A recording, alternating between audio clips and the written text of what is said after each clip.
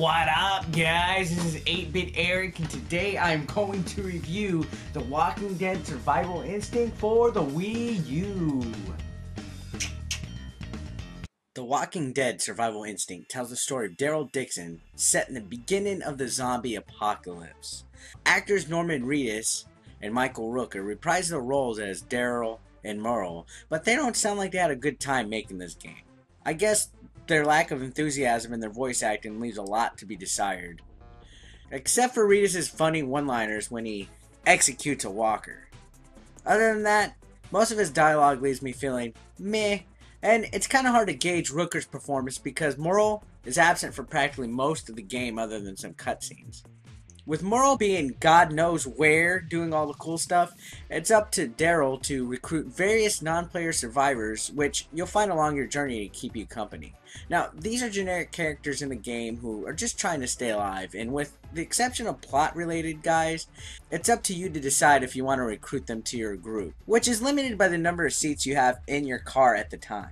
Unfortunately, these extra characters do not provide any firepower during missions or even side objectives, such as when your engine gives out or you have to search for a new part for your car.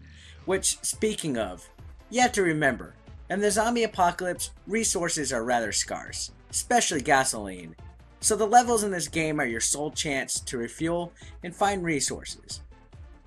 In fact, the game lets you choose how you get from one level to the other, whether by streets, roads, or highways. Each choice has its variance as far as how much fuel is used, or how much likely you're to stop for supplies or breakdown. When the tank is empty or your car is damaged, you'll have to stop and seek resources or help nearby. In most cases, you'll be presented with a cutscene to help you learn what your main objective is for the level, and then you'll find other survivors in these areas, and you'll have short little dialogue scenes with them to figure out exactly what they want in exchange for help or certain items. Now, almost every mission in this game is the same. You need item A, and a survivor has it, but he wants item B, so you have to locate item B, bring it back to them to get item A, and then you acquire them as a new survivor, and you dash back to your car.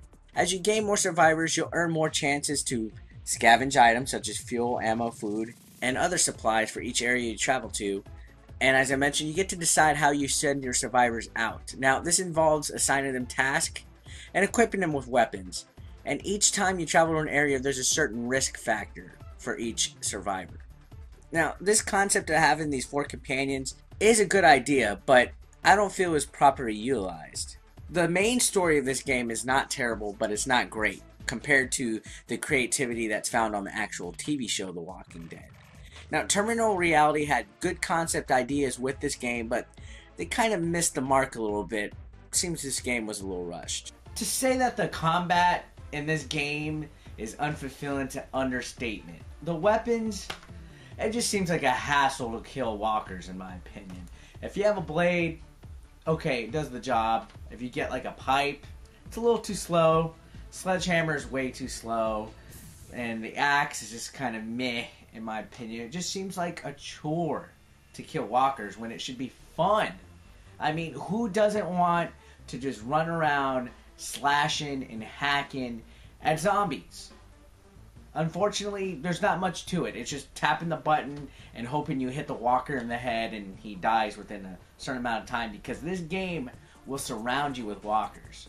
There is a ton of them. They respawn too. If you clear an area and you think you're safe, watch your back, because I guarantee you 1 or 2 will pop in out of nowhere and grab you.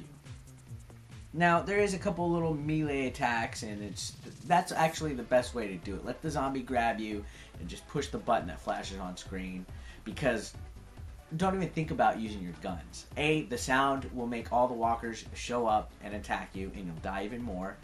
The long-range rifles and weapons, no, you won't even have time to use the scope on them, and they're not even that great because the aiming on almost all the guns, except the pistol, are horrible. Now, this game gives you just enough ammo to please you if you want to go that route, but after a while, I avoided the walkers. I just ran past them and just finished the levels and got the resources and the objective. Now, while the companion concept is unique, it's unfulfilling because there's a risk factor involved, and usually the survivors come back with less than what you could have gotten on your own, so it's not really worth wasting the resources or the time. As a matter of fact, avoid the extra levels if you can, unless you really want to just experience the full game. Once you've done it a few times, the levels repeat, the side missions repeat. Even if the objective of the level is different, or they just change a couple of like cars or locations, it's still the same level.